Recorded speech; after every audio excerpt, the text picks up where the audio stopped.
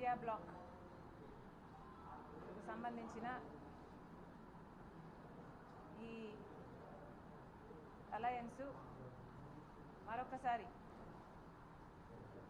కలిసి ప్రజలకు అపీల్ చేయాలని నిర్ణయించడం జరిగింది. ఎన్నికలు అతి సమీపంలో ఉన్నాయి. ప్రజలు నిర్ణయించుకోవాల్సిన సమయం వచ్చింది. ఒకవైపు బీజేపీ పార్టీ వాళ్ళకు సంబంధించిన స్నేహపూరిత పార్టీలన్నీ ఒకవైపు ఉన్నాయి. ఈరోజు కాంగ్రెస్ పార్టీ, కమ్యూనిస్ట్ పార్టీలు ఇంకోవైపు ఉన్నాయి. బీజేపీ పార్టీ వైపే రాష్ట్రంలో ఉన్న తెలుగుదేశం పార్టీ అయినా, జగన్మోహన్ రెడ్డి గారికి చెందిన వైసీపీ పార్టీ అయినా బీజేపీ పార్టీతోనే ఉంది అని మరొక్కసారి స్ట్రెస్ చేస్తున్నాం. ఎందుకంటే గత 5 సంవత్సరాలుగా ఈ విషయమే మళ్ళీ రుజువు అయింది. గత 5 సంవత్సరాలుగా జగన్మోహన్ రెడ్డి గారి పార్టీ కూడా, ఈరోజు చంద్రబాబు గారు అయితే ఎలాగో బహిరంగంగానే బీజేపీ పార్టీతో పొత్తు పెట్టుకున్నారు. చంద్రబాబు గారి టీడీపీ అయినా జనసేన అయినా, కానీ కంటికి కనిపించని పొత్తు, అక్రమ పొత్తు జగన్మోహన్ రెడ్డి గారికి బీజేపీ పార్టీతో గత 5 సంవత్సరాలుగా కొనసాగుతూనే ఉంది. కొనసాగుతుంది అన్నదానికి ఒకటి కాదు, అనేక రుజువులు ఉన్నాయి.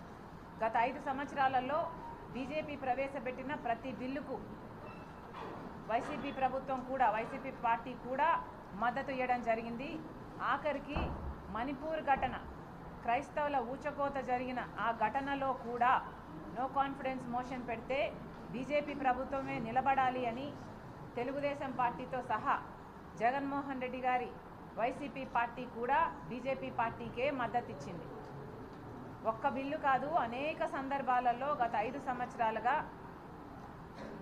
ఏ బీజేపీ పార్టీ అయితే ముస్లింల రిజర్వేషన్ 4% తీసేస్తామని చెప్తుందో, మత కల్లోలాలు సృష్టిస్తుందో, అదే బీజేపీ పార్టీకి జగన్మోహన్ రెడ్డి గారు, Telugu Desam party, YCP party, Telugu Desam party ఇద్దరు 2 పార్టీలు బీజేపీ పార్టీకే మద్దతు ఇచ్చాయి.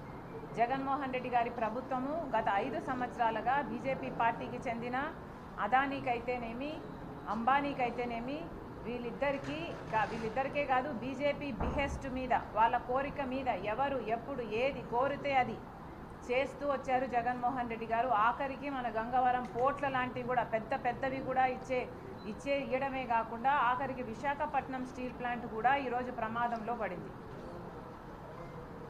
ఈరోజు 5 సంవత్సరాల తర్వాత, ఈరోజు 5 సంవత్సరాలకు గాను జగన్మోహన్ రెడ్డి గారు దత్తపుత్రుడు అని నిర్మలా సీతారామన్ గారే చెప్పడం జరిగింది. అంటే గత 5 సంవత్సరాలుగా మోడీకి దత్తపుత్రుడిగా జగన్మోహన్ రెడ్డి గారు వ్యవహరించారు.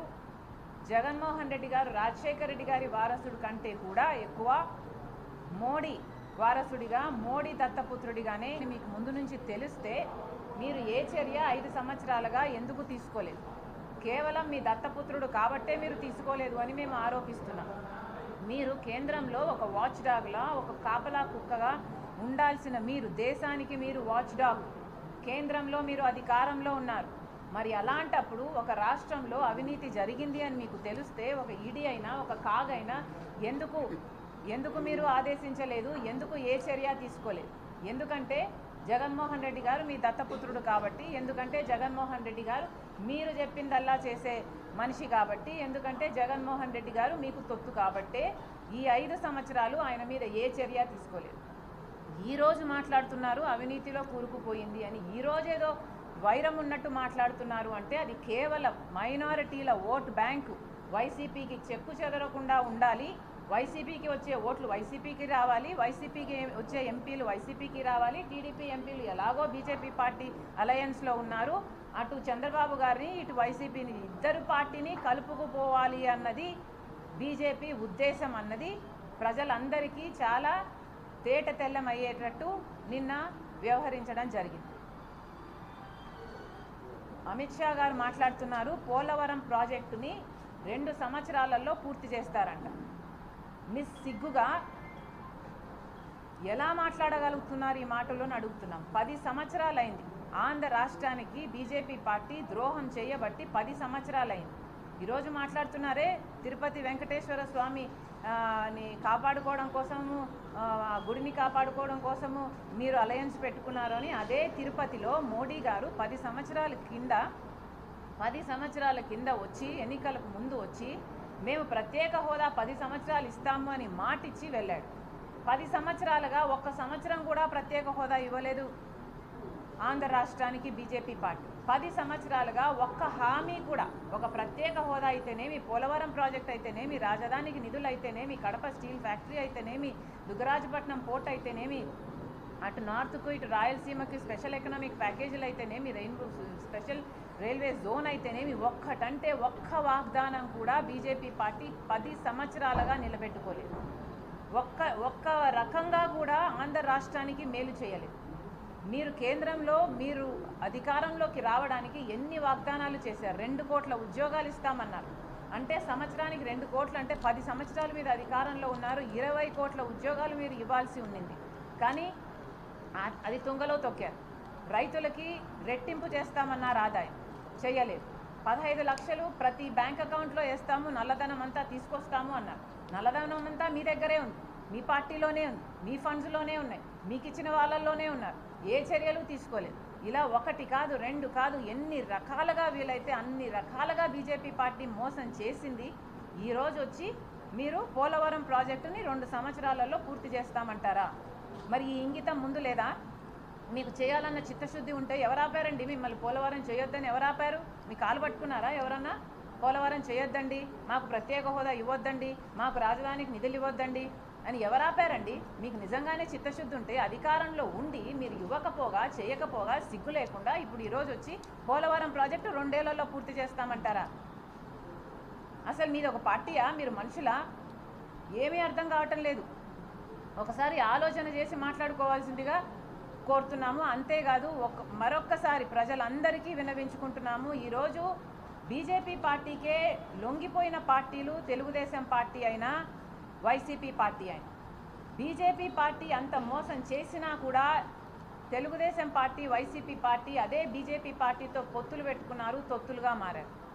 మళ్ళీ చెప్తున్నాము, బీజేపీ పార్టీని ఎదిరించగలిగిన ఏకైక పార్టీ అలయన్స్ ఇండియా బ్లాక్ మాత్రమే. కాబట్టి ప్రజలందరూ ఎన్నికల వేళ ఈ అలయన్స్ను బలపరచాలి. మనకు పోలవరం ప్రాజెక్టు కావాలన్నా, ప్రత్యేక హోదా 10 సంవత్సరాలు ఇస్తామని రాహుల్ గాంధీ గారు కాంగ్రెస్ మేనిఫెస్టోలో పెట్టడం జరిగింది.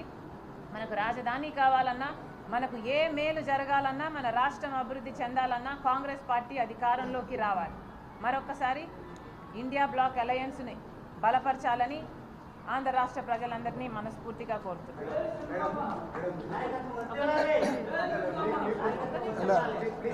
ఒక్క నిమిషం బ్రదర్, మేము మాట్లాడినాక బ్రదర్.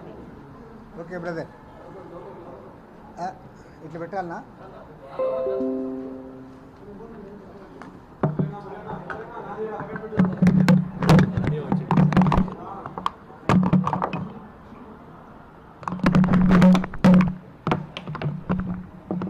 లేట్గా వస్తుంది. Okay brother. మిత్రులందరికీ నమస్కారాలు. ఇవాళ అత్యంత ప్రాధాన్యత కలిగిన భారతదేశ పార్లమెంట్ ఎన్నికలు జరుగుతూ ఉన్నాయి. ప్రపంచం మొత్తం కూడా ఆసక్తిగా ఎదురు చూస్తూ ఉన్నారు ఫలితాల కోసం. మరి ప్రత్యేకించి ఈ ఎన్నికల్లో ఎన్డీఏ కూటమికి, ఇండియా కూటమికి ప్రధానమైన పోటీ జరుగుతూ ఉంది. 28 రాజకీయ పార్టీలతో కూడిన ఇండియా కూటమి ఒకవైపు, అంతే స్థాయిలో ఎన్డీఏ కూటమి మరోవైపు ఈ ఎన్నికల్లో తలపడుతున్నాయి. ఈ సందర్భంలో ఓటర్లందరికీ కూడా మేము విజ్ఞప్తి చేస్తూ ఉన్నాం. ఎందుకంటే 10 సంవత్సరాలుగా నరేంద్ర మోడీ ప్రభుత్వం కేంద్రంలో అధికారంలో ఉంది. ఈ 10 ఏళ్ల కాలంలో నరేంద్ర మోడీ ప్రభుత్వము వారి ప్రజలకు చేసిన దానిపైన ప్రతి ఒక్క ఓటరు కూడా ఆలోచించాలని కోరుతా ఉన్నాం. ఆయన ఏమంటే, ఒక రకంగా చెప్పాలంటే మైండ్ గేమ్ ఆడుతూ ఉన్నాడు. ఎన్నికల షెడ్యూల్ ప్రకటించినప్పుడేమో అప్పుడు మాకు 300 సీట్లు వస్తాయి బీజేపీకి, 400 సీట్లు ఎన్డీఏకి వస్తాయని చెప్పాడు. ఇప్పుడు ఆల్రెడీ 2 ఫేజ్లు ఎలక్షన్లు అయిపోయినాయి. 3rd ఫేజ్ ఎలక్షన్ వస్తుంది. ఇవాళ స్పష్టంగా అర్థమవుతా ఉంది ఎన్డీఏ కూటమికి అధికారం రావడం కష్టమనే అభిప్రాయం సర్వత్రా వ్యక్తమవుతూ ఉంది. అన్ని సర్వేల్లో కూడా అదే వస్తూ ఉంది. ఎందుకంటే మన తమిళనాడులో 39 స్థానాలకు ఎలక్షన్ జరిగితే అక్కడంతా కూడా ఓడిపోతూ ఉంది. ఒక్క సీటు కూడా బీజేపీ రావడంలే. కేరళలో ఎలక్షన్ జరిగింది. అక్కడున్న 20 స్థానాల్లో ఒక్క స్థానం కూడా బీజేపీకి రావడంలే. ఈవెన్ 48 స్థానాలున్న మహారాష్ట్రలో కూడా మెజారిటీ స్థానాలు ఇండియా కూటమి గెలవబోతూ ఉంది. కాబట్టి ఏమంటే ఇవాళ ప్రజలకు అర్థమవుతూ ఉంది ఇండియా కూటమికి రోజు రోజుకి బలం పెరుగుతూ ఉంది. కాబట్టి ప్రజలు ఆలోచించి ఓటు వేయాలని కోరుతా ఉన్నాం. ఎందుకంటే ఇవాళ ఈ 10 ఏళ్ల కాలంలో ఆయన చెప్పింది ఏమీ చేయలే. 2014 ఎన్నికల్లో చాలా క్లియర్గా చెప్పాడు. మౌలిక సమస్యల గురించి మాట్లాడాడు. రైతుల ఆత్మహత్యల గురించి మాట్లాడాడు. రైతుల ఆదాయాన్ని రెట్టింపు చేస్తామన్నారు. ధరలు తగ్గిస్తామన్నారు. సంవత్సరానికి 2 కోట్ల ఉద్యోగాలు ఇస్తామన్నారు. పేదరికం తగ్గిస్తామన్నారు. అవినీతి తగ్గిస్తామన్నారు. వాళ్ళు ఒక్కటి కూడా చేయలేకపోయారు. నాకు తెలిసినంతవరకు భారతదేశ రాజకీయ చరిత్రలో మనకు స్వతంత్రం వచ్చిన తర్వాత ఇంత ఫెయిల్యూర్ ప్రైమ్ మినిస్టర్ ఏనాడు చూడలేదు. పక్కా ఫెయిల్యూర్ ప్రైమ్ మినిస్టర్. ఎందుకంటే నేను ఒక టర్మ్ అయితే అనేవాడిని కాదు. నీకు 2 టర్ములు అవకాశం ఇచ్చారు, 10 ఏళ్ళు అవకాశం ఇచ్చారు. నువ్వు 2014 ఎన్నికల్లో చెప్పిన ఒక్క మౌలిక అంశాన్ని కూడా అమలు చేయలేదు. చివరికి ఆంధ్ర రాష్ట్రానికి కూడా అదే రకంగా అన్యాయం చేశావు. పక్కా అన్యాయం చేశావు. ఇంతకుముందు షర్మిల గారు చెప్పారు, నువ్వు ప్రత్యేక హోదా అన్నావు, విభజన హామీలు అన్నావు, రాష్ట్రమంతా అభివృద్ధి చేస్తానన్నావు, పోలవరం ప్రాజెక్ట్ అన్నావు. నువ్వు చేసింది ఏమీ లేదు. ఈ 10 ఏళ్లలో గుండు సున్నా చుట్టావు ఆంధ్ర రాష్ట్రానికి. పైగా ఇప్పుడు నిజంగా చూస్తూ ఉంటే నాకు ఆశ్చర్యం అవుతా ఉంది. ఉత్తరాదిలో వీళ్ళు గెలవడం లేదు కాబట్టే దక్షిణాది పైన పడతా ఉన్నారు. ఆంధ్రప్రదేశ్ రాష్ట్రం పైన home minister, defence minister, prime minister అందరు వచ్చి ఇప్పుడు ఆంధ్రాలో ప్రచారం చేశారు. మన ఆంధ్రాలో బీజేపీ అధికారంలోకి రాదు కదా. ఎందుకు ఇంతమంది వస్తూ ఉన్నారు? వచ్చి మీరు నంగనాచి మాటలు చెప్తా ఉన్నారు. ఇక్కడ పక్క మోసం చేస్తూ ఉన్నారు. ఇక్కడ దగా మాటలు మాట్లాడుతూ ఉన్నారు. ఇవాళ అమిత్ షా హోమ్ మినిస్టర్, నీ సిబిఐ ఇక్కడ పనిచేయడం లేదా? నీ సెంట్రల్ ఇంటెలిజెన్స్ ఇక్కడ పనిచేయడం లేదా?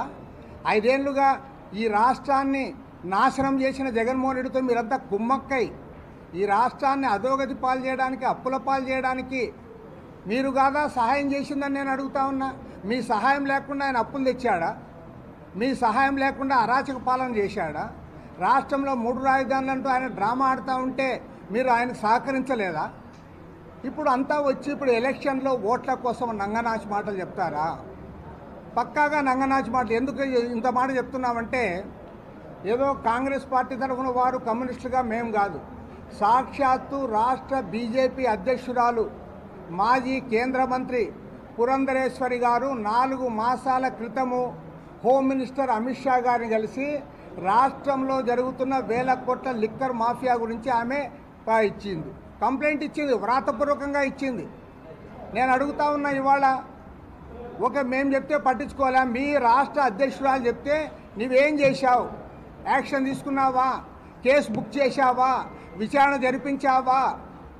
ఇన్నాళ్ళు జగన్మోహన్ రెడ్డిని కాపాడి ఇవాళ ఓట్ల కోసం మీరు డ్రామాలు ఆడుతూ ఉన్నారు. నేను గ్యారంటీ చెప్తా ఉన్నా, ఢిల్లీలో 100 crores లిక్కర్ స్కామ్ జరిగింది అన్నావు. ఢిల్లీ ముఖ్యమంత్రి అరవింద్ కేజ్రీవాల్ తీసుకుని పోయి జైల్లో పెట్టావు. కారణమేమి? అరవింద్ కేజ్రీవాల్ కాంగ్రెస్తో ఎన్నికల సర్దుబాటు చేసుకున్నాడు కాబట్టి అక్కడ నువ్వు జైల్లో పెడతావా? ఇక్కడ 1000 కోట్ల లిక్కర్ మాఫియా జరిగిందని చెప్పి, తాడేపల్లి ప్యాలెస్కి డబ్బులు పోయినాయని చెప్పి సాక్షాత్తు మీ రాష్ట్ర పార్టీ అధ్యక్షురాలు ఆమె కంప్లైంట్ చేస్తే ఇక్కడ నువ్వు యాక్షన్ తీసుకోవా? కాబట్టి ఏమంటే ఒక నంగనాచి రాజకీయాలు బీజేపీ నడుపుతూ ఉంది. దీనిపైన అందరూ మాట్లాడాలి. చంద్రబాబు నాయుడు గారి గురించి మాత్రం ఒకే ఒక్క మాట చెప్తా. అసలు బీజేపీ వాళ్ళు ఏం చెప్తున్నారు, ఆయన ఏం చెప్తున్నారో నాకు అర్థమే కాలే. మోడీ ఏమంటాడు, నేను బతుకున్నంతవరకు ముస్లింలకు రిజర్వేషన్ ఇవ్వను అంటాడు. ఈయనేమంటాడు, 4% రిజర్వేషన్ పోరాడతాను అంటాడు. ల్యాండ్ టైటిలింగ్ యాక్ట్ అనేది నీతి ఆయోగ్ యొక్క రికమెండేషన్తోనే తెచ్చామని ఇక్కడ గవర్నమెంట్ చెప్తాంది. ఆయన ఏమంటాడు, అది పక్కా ఇది గ్రాబింగ్ అది ఆయన అంటాడు. కాబట్టి పక్కా కన్ఫ్యూజను, ప్రజల్ని కన్ఫ్యూజ్ చేసి ఓట్లు పొంది అధికారంలోకి రావాలని ప్రయత్నం చేస్తూ ఉన్నారు. ఏది ఏమైనా సరే దేశానికి వాళ్ళ ప్రమాదం నెలకొని ఉన్నది. ఈ దేశంలో ప్రజాస్వామ్యం ఉండాలంటే, లౌకికవాదం ఉండాలంటే, ఈ రాజ్యాంగం కొనసాగాలంటే ఖచ్చితంగా ఎన్డీఏని బీజేపీని ఓడించాలి, ఇండియా కూటమిని గెలిపించాలి. ఇవాళ దేశ భవిష్యత్తు ఈ ఎన్నికలపైన ఆధారపడి ఉంది కాబట్టి ఓటర్లందరూ కూడా చైతన్యవంతంగా ఆలోచించాలని చెప్పి కోరుతా ఉన్నాం.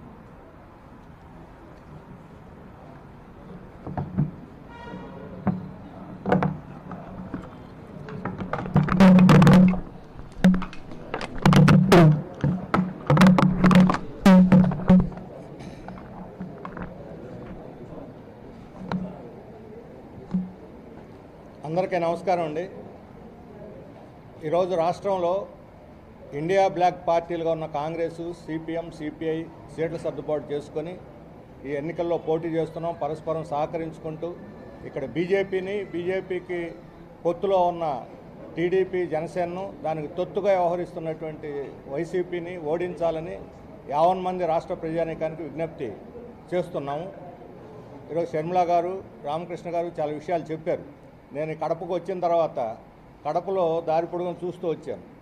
ఎక్కడ అభివృద్ధి లేదు, రోడ్లు నాసిరకంగా ఉన్నాయి. రాజశేఖర రెడ్డి గారు ఎక్కడ వదిలేశారో అక్కడే ఉన్నాయి. ఈ కడప జిల్లా అభివృద్ధి కావాలంటే షర్మిల గారు పార్లమెంట్ సభ్యురాలుగా ఎన్నికైతేనే కడప జిల్లాకి తిరిగి మోక్షం అవుతుంది. అందుకని ఇక్కడ ప్రజలు ఆలోచించి షర్మిల గారిని కాంగ్రెస్ పార్టీ అభ్యర్థిగా గెలిపించాలని కోరుతున్నాను. ఇక్కడ మన రాష్ట్ర విభజన తర్వాత కడప ఉక్కు ఫ్యాక్టరీ, దీనికోసం చాలా పెద్ద ఉద్యమం నడుస్తుంది. ఇప్పుడు 4 సార్లు శంకుస్థాపనలు చేశారు. జగన్మోహన్ రెడ్డి కూడా రాయేసిపోయాడు. అదిగో జెండాలు వస్తుందన్నారు. ఇంతవరకు అతీగతి లేదు. ఒక్క ఉక్కు ఫ్యాక్టరీని మొదలు పెట్టలేనటువంటి వాళ్ళు, కడప జిల్లా అభివృద్ధిని వెనకబడేటట్టు చేసిన వాళ్ళు, వెనకబడిన ప్రాంతాలు రాయలసీమకి నిధులే లేవు. నిన్న ప్రైమ్ మినిస్టర్ చెబుతున్నాడు ఒక పత్రికకి ఇచ్చినటువంటి ఇంటర్వ్యూలో, వెనుకబడిన ప్రాంతాలకి ఈ 10 ఏళ్లలో 2250 కోట్లు ఇచ్చారట 9 జిల్లాలకి. అంటే సంవత్సరానికి 25 కోట్లు. సంవత్సరానికి ప్రైమ్ మినిస్టర్ జిల్లాకి 25 కోట్లు. అసలు నవ్వుతారు ఎవరన్నా, సిగ్గుండాలి ఈ మాట చెప్పడానికి. ఒక ప్రైమ్ మినిస్టర్ స్థాయిలో సిగ్గు ఎగ్గు లేకుండా నేను 25 కోట్లు ఇచ్చాను జిల్లాకి అని చెప్పారంటే ఏం అభివృద్ధి సాధిస్తారు? ఇదే వాళ్ళు సాధించి అభివృద్ధి చేయమనండి. 25 కోట్లతోటి ఏం కడతారు? బిల్డింగ్ అని కడతాడేమో. విశాఖ రైల్వే జోన్ విషయం వస్తే, విశాఖ రైల్వే జోన్ను పెట్టాలని నిర్ణయించారట. ఆయన నిర్ణయించేది ఏమిటి? ఆల్రెడీ విభజన చట్టంలో ఉంది పెట్టాలని. 10 ఏళ్ళు ఎందుకు పెట్టలేదు? నిద్రపోతున్నారా మీరు? పైగా అక్కడున్న విశాఖపట్నం స్టీల్ ప్లాంట్ని అమ్మేస్తున్నారు. పోలవరం కడతాము మేము 15,000 ఇచ్చామని ఏం చెబుతున్నాడు? ముందు రోజు వచ్చిన గడ్కరీ 60,000 కోట్లు ఇచ్చామంటున్నాడు. అంటే వాళ్ళ మధ్య వాళ్ళకి పొంతం లేదు. 15,000 కోట్లు ఇచ్చారా, 60,000 కోట్లు ఇచ్చారా? కాదు. 2 లక్షల మంది నిర్వాసితులు అక్కడ మునిగిపోతూ ఉంటే 33,000 కోట్ల రూపాయలు వాళ్ళకి అవసరమైతే నువ్వు ఇచ్చింది 400 కోట్ల రూపాయలు నిర్వాసితులకి. మిగతాదంతా కాంట్రాక్టులు జేబులో పోయారు. ఆ కాంట్రాక్టుల దగ్గర ఎలక్షన్ బాండ్లు తీసుకొని వీళ్ళు రాజీ పడ్డారు. మొత్తం ఈరోజు పోలవరం నిర్మాణం, డ్యామ్ నిర్మాణమే ప్రమాదంలో, నాసిరకంగా కట్టి ప్రమాదంలో పడింది. 1000 కోట్లు తీసుకున్నారు ఈ 3 పార్టీలు. ఈయన చెబుతున్నాడు పచ్చి అవినీతికరమైనటువంటి పార్టీ బీజేపీ పార్టీ. 1000 కోట్ల రూపాయల కుంభకోణంలో ఇరుక్కుపోయింది. అశ్లీలమైన పార్టీ బీజేపీ పార్టీ. ఈరోజు ఆడవాళ్ళు 400 మహిళల్ని చర్చి వీడియోలు తీసిన కర్ణాటక ప్రజ్వల్ని, అతన్ని ఎంపీని వెనకేసుకొచ్చినటువంటి ప్రైమ్ మినిస్టర్. ఇలాంటి పార్టీ వాళ్ళది. వీళ్ళు దేశభక్తిని గురించి, స్త్రీల గురించి మాట్లాడతారు. ఏ మహిళ కూడా బీజేపీ కానీ వాళ్ళ మద్దతుదారులు కానీ ఓటు వేయకూడదు ఈ సిగ్గుమాలిన పని చూసిన తర్వాత. ఈరోజు బీజేపీ సామాజిక న్యాయానికి కూడా వ్యతిరేకంగా ఉంది. ఇప్పుడు ముస్లిం రిజర్వేషన్లు ఎత్తేస్తూ ఉన్నారు. ముస్లింలకు కాదు, రిజర్వేషన్లో వాళ్ళకి వ్యతిరేకం. ఈరోజు ముస్లింలు, రేపు ఎస్సీ ఎస్టీలు, ఆ తర్వాత బీసీలు, ఆ తర్వాత మహిళలు, ఆ తర్వాత వికలాంగులు అందరికీ ఏకపక్షం ఏకదమ్మున నెక్స్ట్ వచ్చిందనంటే మొట్టమొదటి దెబ్బ పడేది సామాజిక న్యాయం మీదే. అంబేద్కర్ మనకిచ్చిన రాజ్యాంగం ద్వారా వచ్చినటువంటి రిజర్వేషన్లని, కాంగ్రెస్, కమ్యూనిస్ట్ పార్టీలు స్వాతంత్రోద్యమంలో పోరాడి సాధించుకున్నటువంటి రిజర్వేషన్లని ఈ స్వాతంత్రోద్యమంతో ఏ సంబంధం లేదు. గాంధీ మహాత్ముని హత్య చేశారు, స్వాతంత్రోద్యమానికి ఎన్నుబోటు పొడిచారు. ఇప్పుడు రాజ్యాంగాన్ని తొంగలో తొక్కాలని చూస్తున్నారు. రాజ్యాంగాన్ని తొంగలో తొక్కిన తర్వాత ఇక మనకు హక్కులు ఉండవు, సామాజిక న్యాయం ఉండదు. అందుకని ఈ రాజ్యాంగాన్ని కాపాడుకోవటం ఈరోజు మనకు తక్షణ కర్తవ్యం. అందుకని దేశవ్యాప్తంగా ఈరోజు ఇండియా బ్లాక్కి విశేషమైనటువంటి ఆదరణ వస్తుంది. మోడీ నిరాశ నిస్పృహలో కూరుకుపోయాడు. ఎక్కడ పోయినా ఈరోజు చూస్తే దాడి అయితే కాంగ్రెస్ మీద, ఇండియా బ్లాక్ మీద దాడి చేస్తాడు. నిన్న జార్ఖండ్లో 35 నిమిషాలు మాట్లాడితే అందులో 30 నిమిషాలు కాంగ్రెస్ ఇండియా బ్లాక్ని తిట్టడానికే సరిపోయింది. ఆయన ఏం చేశాడు చెప్పుకోవడానికి ఈరోజు ఏమీ లేదు, అసలు ఏమీ లేదు. మాట తప్పి మోసం చేసి ఇప్పుడు మతాన్ని అడ్డం పెట్టుకొని మత విభజన చేసి దేశాన్ని బలహీనపరచాలని చూస్తున్నాడు. ముస్లింల మీద, క్రైస్తవుల మీద ద్వేషాన్ని పెట్టి హిందువుల్లో భయాన్ని సృష్టించి ఈ దేశాన్ని అస్థిరపాలు చేయాలని మోడీ ప్రయత్నిస్తున్నాడు. ఇది చాలా ప్రమాదకరమైనటువంటి అంశం. అందుకని సామాజిక న్యాయం కోరుకునేవాళ్ళు, జాతీయ సమైక్యతను కోరుకునేవాళ్ళు ఎవరైనా సరే ఈరోజు బీజేపీని ఓడించాలి. ఇప్పుడు ల్యాండ్ టైటిలింగ్ యాక్ట్ చెబుతున్నారు, తెలుగుదేశం వాళ్ళు చాలా మాట్లాడుతున్నారు దాని గురించి. ఇదే ల్యాండ్ టైటిలింగ్ యాక్ట్ని కేంద్ర ప్రభుత్వమే ఈ రాష్ట్ర ప్రభుత్వం మీద రుద్దింది. రాష్ట్ర ప్రభుత్వం కళ్ళు మూసుకొని దాన్ని ఆమోదించింది. సజ్జల రామకృష్ణారెడ్డి అంటున్నాడు బీజేపీ వాళ్ళు చెప్పారు కాబట్టి మేము ఇది చేసామంటారు. సిగ్గుందని ఇక ఆ మాట చెప్పడానికి అంటున్నాం. సిగ్గుపడాలి సజ్జల రామకృష్ణారెడ్డి గారు. ఎందుకని వాళ్ళు చెబితే మీరు చేయటువంటి భజన రాయడం మీరు రాష్ట్రానికి ఉపయోగమా లేదా, రైతులకి పట్టణ ప్రజానీకానికి ఉపయోగం లేదా ఆలోచించవల్ల ఇప్పుడు మీరు చెప్పాలని బీజేపీని ఎత్తినేస్తే ఆ రోజు ఇద్దరు కలిసి కొమ్మక్కై దాన్ని ఆమోదించారు. తెలుగుదేశానికి కూడా తెలుసు 2019లో ఇదే ల్యాండ్ టైటిలింగ్ మీద అసెంబ్లీలో చర్చ జరిగితే తెలుగుదేశం దీన్ని బలపరిచింది. ఈరోజు దానికి సంబంధించిన మొత్తం రికార్డు ఉంది, అసెంబ్లీ రికార్డ్స్ ఉన్నాయి. చాలా అవసరం ఇది, దేశం ప్రపంచం అంతా తెస్తున్నారు, మనం తేవాలని. ఎందుకు ఈ ల్యాండ్ టైటిలింగ్ యాక్ట్? రైతుల భూముల్ని కార్పొరేట్ కంపెనీలు కట్టబెట్టడానికి, సులభంగా ల్యాండ్ ట్రాన్స్ఫర్ చేయడానికి అందులో రాశారు ఉద్దేశం. సులభంగా కార్పొరేట్ కంపెనీలకి అభివృద్ధికి ల్యాండ్ ట్రాన్స్ఫర్ చేయడానికి ఈ చట్టం తెస్తున్నాం. అంటే ఎవరి కోసం? కార్పొరేట్ కంపెనీల కోసం, రైతుల కోసం కాదు ఈ చట్టం.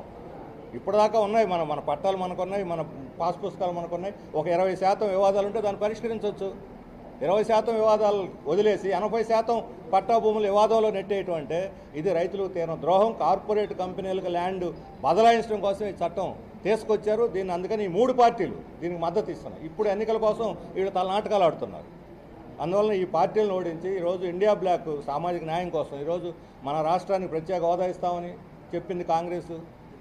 అంగన్వాడీ స్కీమ్ వర్కర్స్ రెట్టింపు చేస్తామని వాళ్ళ వేతనం చెప్పింది. ఉపాధి హామీ పథకం వామపక్షాలు కాంగ్రెస్ కలిసి తీసుకొచ్చింది ఆ రోజు యూపీఏ. దాన్ని ఎత్తేయాలని చూస్తున్నారు ఈరోజు. అదే ఎత్తేసి గ్రామీణ ప్రజలు, రాయలసీమ ప్రజలందరూ మరలా వలసలు పోవాల్సిందే.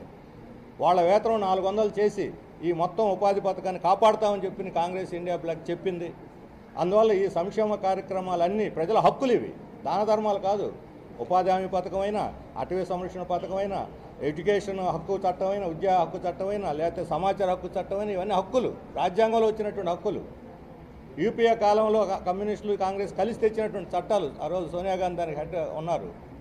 మరలా అలాంటి ప్రభుత్వం కేంద్రంలో వస్తేనే ఈ హక్కులు కాపాడబడితే సామాజిక న్యాయానికి న్యాయం జరుగుతుంది.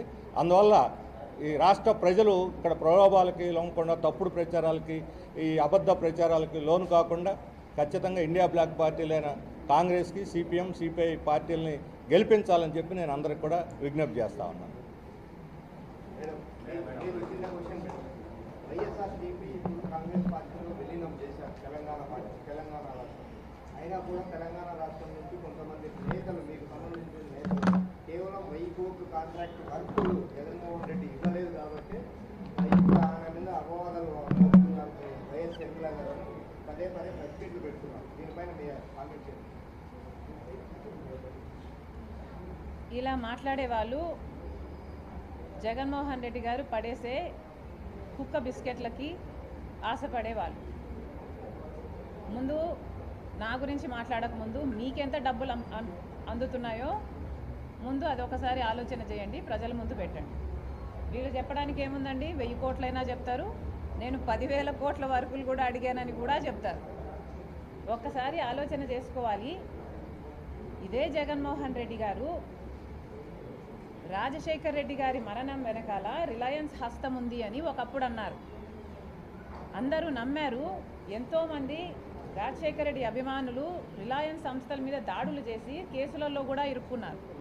ఆ తర్వాత జగన్మోహన్ రెడ్డి గారు వాళ్ళ అవసరం తీరిపోయాక ముఖ్యమంత్రి అయిన తర్వాత అదే రిలయన్స్ సంస్థకి ఎంపీ పదవికి, వాళ్ళకి చెందిన మనిషికి ఎంపీ పదవి కూడా ఇచ్చారు. మరి మీరా అండి మాట్లాడేది? ఇదే జగన్మోహన్ రెడ్డి గారు వివేకానంద రెడ్డి గారి హత్య వెనక చంద్రబాబు గారి హస్తం ఉంది అని సిబిఐ ఎంక్వైరీ కోరిన మాట వాస్తవం కాదా? జగన్మోహన్ రెడ్డి గారు ముఖ్యమంత్రి అయిన తర్వాత సిబిఐ ఎంక్వైరీ వద్దు అన్న మాట కూడా వాస్తవం కాదా? అంటే మీరు ముందు చెప్పిన మాట అబద్ధమని మీరే నిరూపించుకున్నారు. ఎందుకంటే చంద్రబాబు నాయుడు హస్తం నిజంగానే ఉంటే you would welcome the CBI enquiry. ఇదే జగన్మోహన్ రెడ్డి గారు రాజశేఖర్ రెడ్డి గారి పేరుని ఛార్జ్ షీట్లో కాంగ్రెస్ పార్టీ చేర్చింది అని పదే పదే చెప్పుకుంటూ వచ్చారు. ఈ రోజుకి కూడా చెప్తున్నారు. కానీ వాస్తవం ఏమిటంటే కనీసం సిబిఐ రాజశేఖర రెడ్డి గారి పేరు ఎఫ్ఐఆర్లో కూడా చేర్చకపోతే జగన్మోహన్ రెడ్డి గారికి సంబంధించిన సుధాకర్ రెడ్డి, పొనవోలు సుధాకర్ రెడ్డి అనే మనిషి 3 కోట్ల చుట్టూ తిరిగి రాజశేఖర రెడ్డి గారి పేరు లేకపోతే ఈ కేసులో జగన్మోహన్ రెడ్డి గారు ఈ కేసులో నుంచి బయటపడడం అసాధ్యము అని రాజశేఖర రెడ్డి గారి పేరు ఉండేటట్టు ఆయన కోట్లు చుట్టూ తిరిగి చేస్తే ఇదే పొనవోలు సుధాకర్ రెడ్డి గారికి జగన్మోహన్ రెడ్డి గారు ముఖ్యమంత్రి అయిన 6 రోజుల్లోనే అడిషనల్ అడ్వకేట్ జనరల్ పదవినిచ్చాడు. ఎవరైనా తండ్రి పేరుని సిబిఐ ఛార్జ్షీట్లో చేరిస్తే అంత పదవి ఇస్తారా అండి?